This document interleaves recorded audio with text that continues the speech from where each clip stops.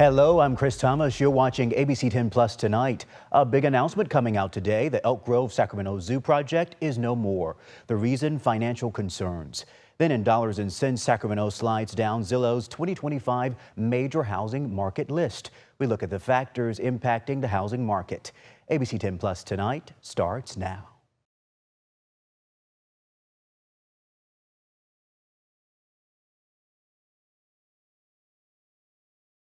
Well, tonight, a mother in Roseville is warning parents after her daughter was approached by an older man asking if she needed a ride home. Michelle Harvey says it happened Monday afternoon when her teen daughter and her friend were just out riding their bikes. Yeah, ABC10's Roxanne Elias has the story. My initial thought was, what a pervert, to be honest. Michelle Harvey says her 13-year-old daughter and a friend were riding their bicycles in the neighborhood Monday afternoon when they were approached by an older man driving a truck. She says it happened around 4 in the afternoon at the intersection of Junction Boulevard and Americana Drive in Roseville, near an elementary school.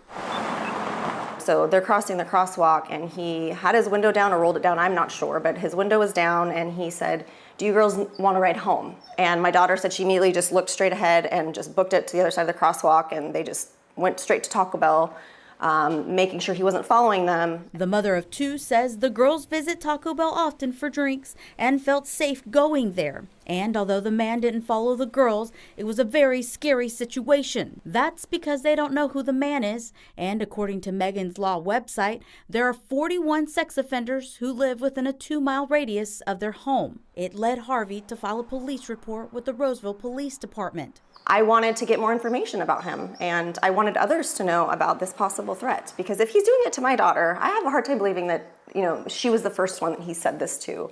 So I just wanted to get information out there to the public, just to let them know that, there is this possible threat. Harvey says her daughter described the man as being 45 years old or older with a beard and driving what looked like a gray Toyota Tundra.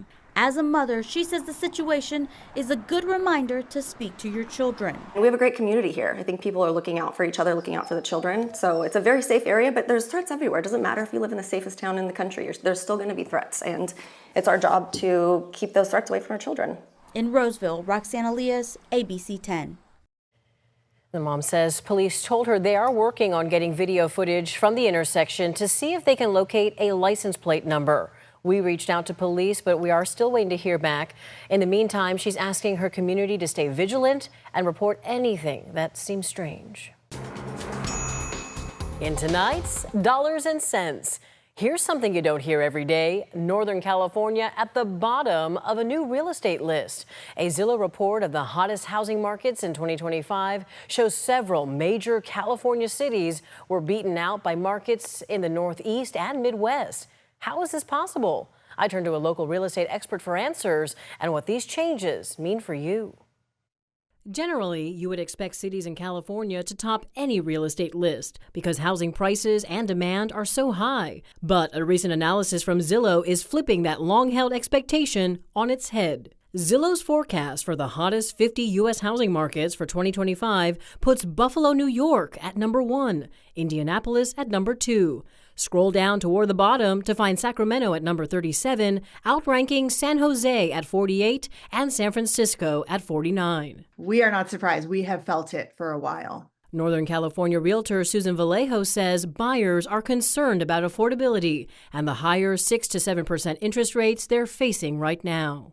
With the economy, with politics even, I think people are just a little bit more guarded. It's been tough for sellers too. We're not seeing multiple offers.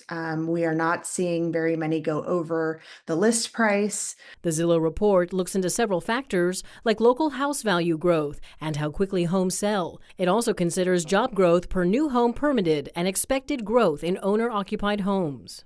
For Sacramento, Zillow forecasts 0% home value growth and 0 jobs per new home permitted. Susan, what does this mean for homeowners, buyers, and sellers? I think affordability is a big deal, for a lot of people. You have to have such a high income in order to live in those areas that you're really pushing out the middle class buyers. Is there anything the data is not telling us? One thing to think about is that a lot of people either purchased when we were at the 2.75% interest rates and 3% interest rates. And, those people they don't want to lose that. As a result, there's less incentive for that group of homeowners to sell their homes, and high interest rates are reducing buyers' purchasing power. But Vallejo says don't let that scare you from potentially building your equity and generational wealth. Rather than waiting for interest rates to come down, if you can afford to purchase a home now, purchase what you can afford. Use this as your nest egg. Start building your own wealth now. Keep in mind, these real estate challenges come as our region has some of the fastest growing cities in the state. I explore that in a special Dollars and Cents series where I look at why they're growing and what that growth means for your community. You can see those full stories and a link to the full Zillow report on our website, ABC10.com, and streaming now on the ABC10 Plus TV streaming app. The app is free to download on your TV. You can also email me your questions at lpainter@abc10.com.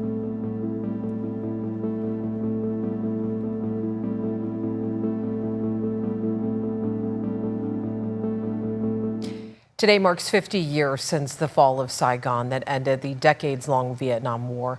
For many Vietnamese Americans, today marks a day of sorrow as they remember losing their home.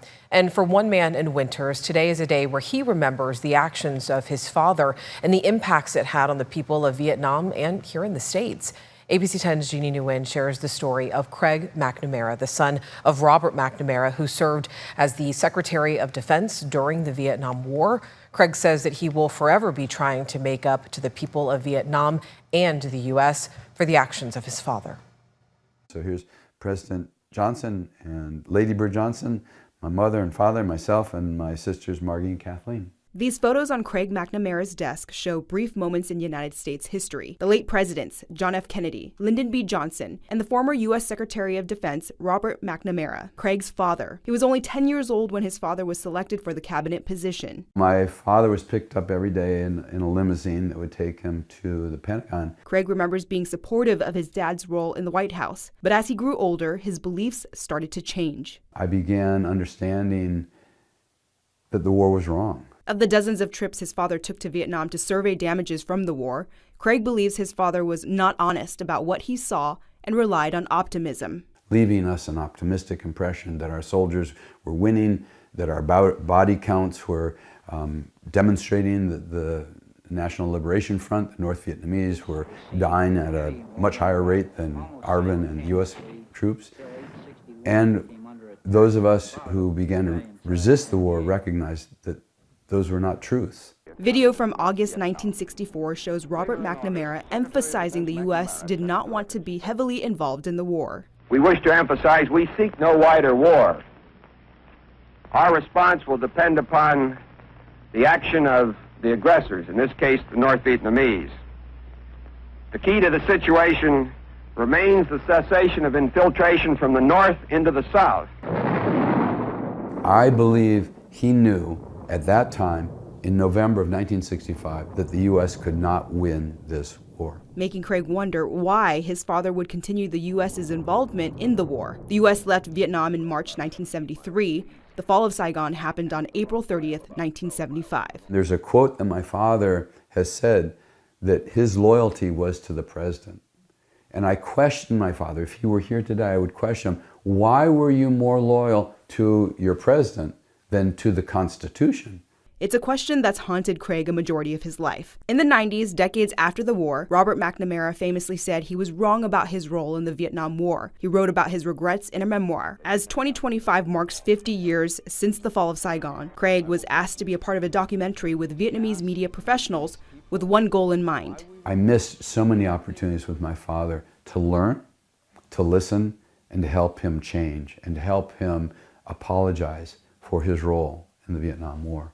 This amazing man who's 47 years old, he's a survivor of Agent Orange. Our nation applied 13 million gallons of Agent Orange across Vietnam. We forever changed the environment. Craig is now a farmer and owns this property in Winters, growing walnuts and almonds. As a young adult, Craig says he moved to California to protest the United States' involvement in the Vietnam War. After a 2.5-year eye-opening trip through Central America, Craig says he realized he wanted to become a farmer. I recognized the importance of food production, how important it is to all of our survival, and it is the crux of war. We produce enough food in this world to feed every child, every human being. Sierra Orchards has been in Craig's family since 1980, in a never-ending journey to find a path forward with respect for the land and each other. In Winters, Jeannie Nguyen, ABC 10. Craig McNamara also wrote a memoir on his perspective of his father's involvement in the war, titled Because Our Fathers Lied. Details on the book and also his farm, Sierra Orchards, can be found on our website, abc10.com. Local lawmakers have asked state and federal authorities to rethink controls on boating at Folsam Lake. The 30-day quarantine is intended to stop the spread of an invasive mussel species. Yeah, but the lawmakers are concerned about the impact it could have on boaters and businesses. ABC 10's Luke Clary has more from Folsam Lake. Well, first, a little on how this works. There's a blanket ban from April 14th to May 14th, which is why the lake is so quiet right now. Meanwhile, individual boaters must get their watercraft inspected here. They get a seal, which allows them to enter the water 30 days from the day they get that seal. And some lawmakers worry that the entire Folsam Lake area's economy will be impacted by this. Folsam Lake is serene. For now, all the action is here. A mandatory inspection and quarantine to stop the spread of the tiny but disruptive golden mussel. Hey, as long as I can get on the water, as long as I'm there this summer, I'm happy. I'm taking some time off in June, so I'll just make it. It's a first for jet skier Chris Matlock. But if I just stay in Folsam, I should be okay? Oh yeah. Okay. And a first for Folsam Lake. Hasn't been easy, hasn't been perfect, but I think we're doing a good job now. The boating, the lines you can see behind me have really decreased. So far, more than 4,000 boats have been tagged for the 30-day quarantine in an effort to stem the tide of the invasive mussel that, officials say, damages ecosystems and clogs water pipes wherever they take hold. If they got in here, Folsam Dam and Reservoir could be at risk. It's important that people recognize that this is a major issue. When you're talking about multiple billions of dollars of water infrastructure, hydroelectric facilities, we have to take this seriously. In a letter to the U.S. Bureau of Reclamation and California State Parks, Republican lawmakers raised concerns for local businesses that rely on summer boating traffic. They may actually have to consider going out of business and moving into doing something else because they absolutely cannot do without a recreation season in Folsam Lake. Assemblymember Josh Hoover says hot water decontamination could be a faster solution. Authorize local businesses that are willing and ready to decontaminate boats to do so, and then to immediately allow access to those decontaminated vessels to the lake. Because once a boat has been decontaminated, there really is no threat that this mussel is going to get into the lake. So then 30 days I can go in, basically. Yes. Lake Tahoe and other lakes in the area use decontamination stations already. California State Park says it's working on some for Folsam Lake, too. We're not there yet. There's more discussions to be had. Now, for many boaters and the businesses that rely on them, the wait continues. At Folsam Lake, Luke Clary, ABC 10. Let's bring in Monica now. Talk more about our weather. It is just gorgeous and very warm outside. I was going to say, Monica, but we've got a cool down coming at the end of the week. Huh? We certainly do. Yeah, the roller coaster continues for us. We're continuing to track areas of thunderstorms, especially throughout the Sierra Spine. So let's get right to that current situation, and you can see how things have been developing throughout the afternoon. In particular, we're looking at Mariposa County, where we have a couple of thunderstorms that are going to continue to be quite active here until 5:30. So we'll watch this in the high country, and it will continue for the next couple of days. Mostly clear, though, for the valley for tonight. 80s again for tomorrow. Some patchy fog early Friday, cooling on tap looking ahead, even the possibility of those showers. So our April rundown, we're wrapping up things on a dry note. Only about 1/4 inch of rain that mostly hit over this past weekend. So the water year so far, really the year started off with a big boom here, November into December, and then we dried out, a complete bust in January, back on the upward swing in February. And then for the most part, we ended up below average in March and April. So we're kind of at the tail end of seeing our precipitation coming through, because things really start to drop off here by June, July, and August, just around the corner as we enter into May, which averages less than an inch of rain. On the converse side, we are on the way up with our temperatures, and we're getting a little taste of that for today, almost near 90 throughout the valley. 60s along the coast, 70s in the foothills, and 60s for the high country. Right now, 87 for Sacramento and Stockton, 84 for Modesto, Marysville 87, and Tahoe at 60 degrees with that sunset at 7:57. Tonight, we'll continue to see the clearing skies for the valley. Mostly clear, our lows starting off in the low 50s, highs warming again tomorrow to near 85 to 90 degrees under that ridge of high pressure. But for the Sierra and parts of Southern California, we're still looking at the potential for some thunderstorms, mostly in areas that have elevation that will give that lift to provide for that instability. Then this low pressure system is on the move. That is what gives us our chance of weekend showers throughout the valley and the Sierra, a much weaker weather system. We're talking mostly on average about less than 1/10 of an inch of rain for the valley and only about an inch or two for the Sierra, with really a mix of rain and snow. So a lower impact storm for us. We'll keep an eye on it nonetheless. Highs tomorrow still on the warm side, 60s up top, 70s and 80s down low across the coast. Our highs are warming into the 50s, and we'll see near 80 for inland areas. That will be true as well for much of the Central Valley for tomorrow. It's kind of our last day of this spring heat. Thunderstorms continue for the Sierra. A mix of rain and snow over the weekend will draw in that chance of rain for the foothills forecast, and for the coast it'll be quite cool, only upper 50s to near 60. We'll get a touch of that cool weather coming in on Friday. Some patchy low clouds in the morning, clearing for the afternoon. Then we drop into the 60s by Saturday, and then we swing right back up again into the 80s next week. It is with great regret that I inform you that the planning for the Elk Grove Sacramento Zoo is ending. It was supposed to be a 65-acre state-of-the-art zoo. Now the deal to move the Sacramento Zoo to Elk Grove will not happen. This will certainly have a big impact on the city of Elk Grove and beyond. And so first at 5, that plan for the new zoo in Elk Grove has now come to an end. The Sacramento Zoological Society says financial hurdles halted the project, leaving the future of the zoo in question once again. ABC 10's Paul Sangha is live at the Sacramento Zoo with more on exactly what happens next. Yeah, Chris and Laura, the zoo that was planned in Elk Grove was years in the making, but today those plans are no more.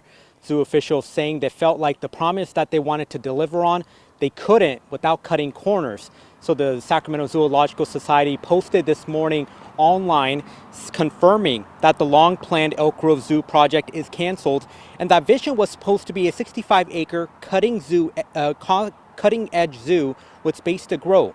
But officials say as design took shape, the dream shrank dramatically, and that reduced vision was just 30 species, which is less than 1/3 of what the current land park location currently hosts.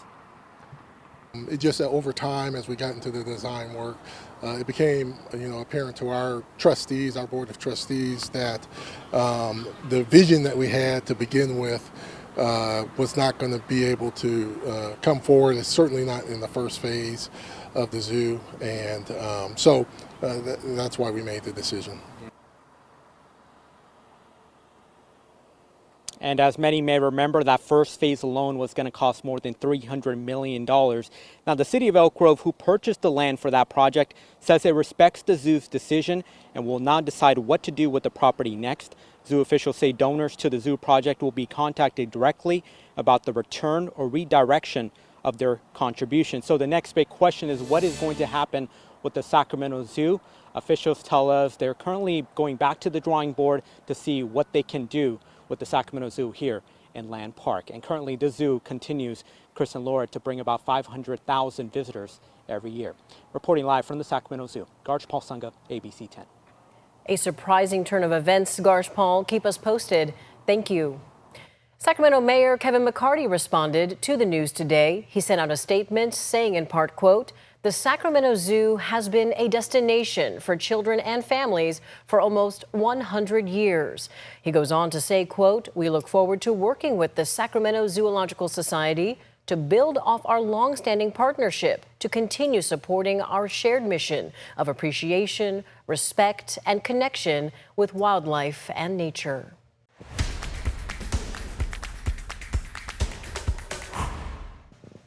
Welcome back in. I'm Kevin John.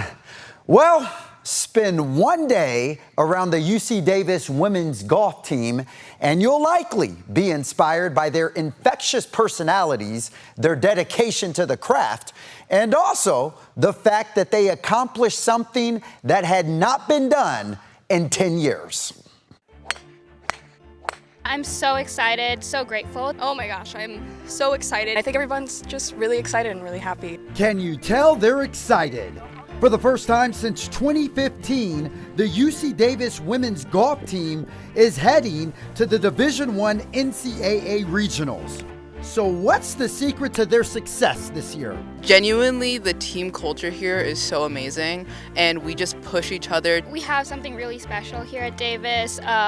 We have a lot of fun. We push each other to be better, but we also we have each other's back, and I think that's really important. Seriously, I don't think I've ever seen another team with as genuine of a team culture as us. We've really created a place where I think everyone really loves coming out here, waking up crack early in the morning to be with each other, but doing everything I think for this team and with this team it's been great. I always tell the girls championship teams have winning cultures, and I believe that's huge for any team that wants to go far.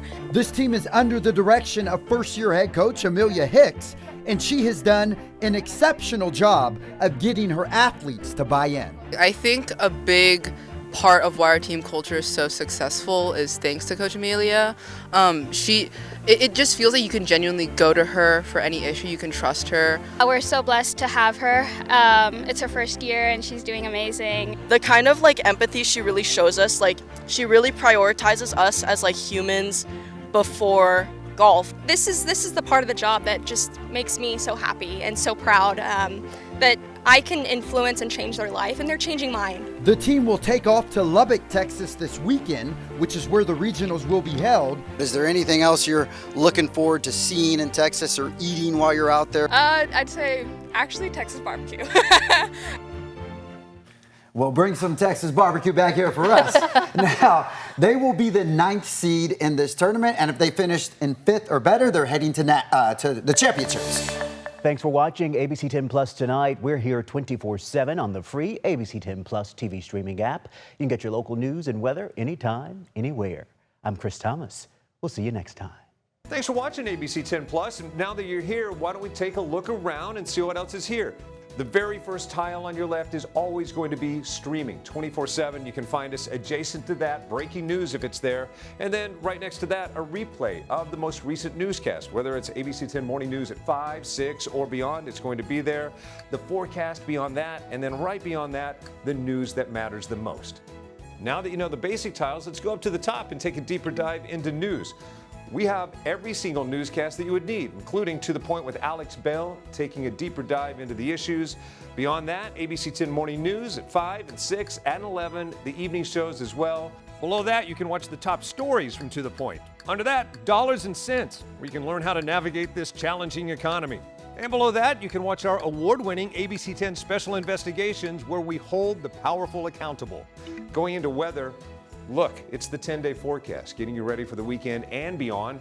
Beyond that, sports. I know you care about the Sacramento Kings. We have the most comprehensive guide to anything, everything Kings in the locker room and on the court. We have it. Below that, I know you care about the San Francisco 49ers. Backing out again, come up to the top and join me on Verify. I'm super excited about this. Our experts are checking the facts, verifying the truth for you. Jump up now to shows. Very excited about this. Oh, look. It's Take a Look. This is my show. I love movies, and if you love movies or streaming shows, whether it's on screens this big, or this big, it's Take a Look. Recently went behind the scenes, sat down with Lady Gaga and Joaquin Phoenix to talk about Joker 2. I love the movie, and oh, I just heard you shout you hate the movie. Jump in, we talk about it on this show. Other shows, Bartell's Backroads, go up and down the state of California, tank of gas getaways, one fuel cell getaway, like places like the Toy Museum. This is what kids did before they had screens. Over here, the Moaning Caverns of Calaveras County, one of the most coveted caves in all of California. You know, watching this show, I discovered there's a cave that could fit the entire Statue of Liberty in your own backyard. You'll find about that and more with Bartell's Backroads. Down below that, To the Point. It is one of my favorite newscasts because they talk about news with Alex Bell the way you talk about news. It's conversational, but in-depth at the same time. Below that, Your California Life. Love this show. Whether it's entertainment, food, beverage, lifestyle, it's there. Desiree Shepherd hosts and does an amazing job. So there you have it. It's ABC10 Plus, the app. What do you need? We heard you and we got it.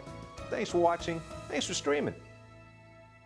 Our free ABC10 Plus TV streaming app has so much to offer. Get your news live and on demand 24/7 so you can watch the news when you want. There's breaking news, extended forecast, and so much more. We have everything you need to get through your day and ready for the weekend. We've got you covered on money-saving tips, travel, entertainment, and sports. Download the free ABC10 Plus app on your smart TV and popular streaming devices like Roku, Amazon Fire TV, and more.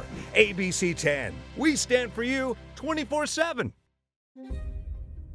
We are in day one of a weather impact alert. This is for rain, for snow, and for wind. Be flood ready and expect major mountain impacts. It's that snow-rain mix that drivers have been dealing with here. We're already seeing the impact of the storm. We're planning for those changes. Be prepared for treacherous road conditions. Stay fire ready. On Weather Impact Alert Days, stream extended coverage on ABC10 Plus. The ABC10 Plus TV app, streaming 24/7. Local news from the team you trust on your time. Track how the weather will impact your day. We're planning for those changes. Stay fire ready. Extended, continuous coverage of breaking news live from the scene. It very much is an active investigation. Go deeper with in-depth interviews and exclusive reporting. All the local news you need, live or on demand. ABC10 Plus. Download on your TV and watch for free.